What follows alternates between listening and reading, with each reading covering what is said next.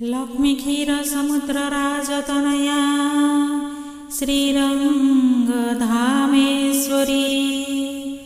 दासीभूत समस्त वेद वनिता लोके कदीपांकुरा श्रीमन्मन्दकटाक्ष लब्ध विभव ब्रह्मेन्द्र गंगाधरं तां त्रैलोक्य कुटुम्बिनी सरसिजं वन्दे मुकुन्द प्रियां क्षीरोदानव सम्भूते विष्णोः उरसि संस्थिते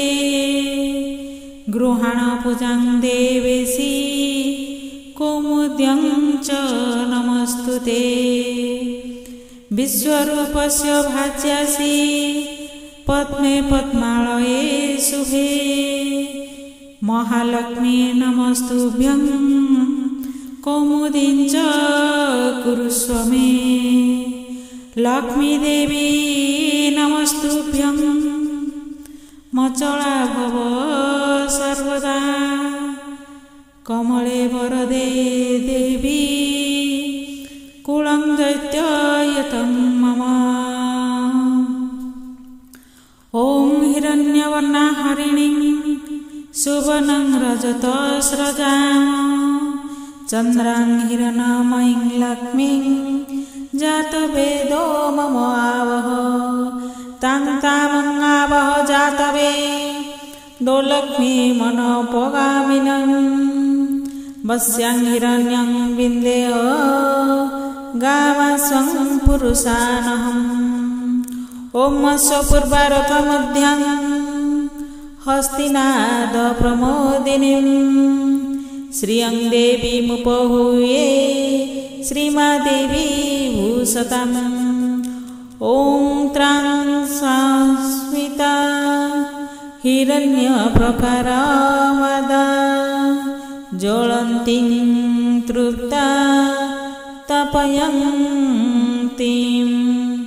पद्मे स्थितं पद्मवर्णं तामिहूय हृये श्रियम् ॐ चन्द्रां प्रभासां दशस्वा ज्वलन्तीं श्रियं लोके देवदृष्ट्वा मुदारं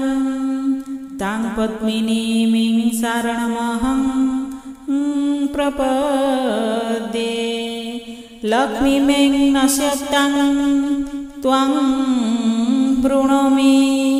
ॐ आदित्यवने तपसो अधिजातो वनस्पतिस्तव वृक्षो आदिविल्यः तस्य फलानि तपसा नुदन्तु यां अन्तराजस्व बाह्यं अलक्ष्मी ॐ अपेतु मां देवस्वः कीर्तिस्व मणिमानसः प्रागुभूत्वास्मि राष्ट्रे अस्मिन् कीर्तिमूर्धिं ददातु मे ॐ क्षुतु पिपासामलां ज्येष्ठा महालक्ष्मी नाशयाम्यहम् औतिं समृद्धिं च सर्वं निषूदसे गृहात् ॐ गन्धद्वारं दुराधर्षं नित्रपुष्कं करिष्यिणीम् ईश्वरीं सर्वभूतानां त्वामिहोपहुवे श्रियम् ॐ मनसः काममामृतिं वाचं सत्यमसीवहिं पशूनां रूपमन्यस्य मयि श्रीश्रयतां जशः ॐ आपः सृजन्तु स्निग्धानि चिक्लितवसमे गृहे नीचदेवीं मारतं श्रियं वासय मे कुले ॐ आद्रायः कारिणीं पुष्टपिङ्गला पद्ममालिनीं चन्द्रां हिरण्मयी लक्ष्मीं जातवेदो मम आवह ओमाद्रजः कारिणीं जष्टिं सुवर्णाहेवमालिनीं शुज्यं हिरण्मयीं लक्ष्मीं जातवेदो मम आवह ॐ त्वां आवह जातवेदो लक्ष्मीमनगामिनीम् ॐ अह शुचिः प्रयतो भूत्वा जुहुयावाद्यमन्यहम् सूक्तं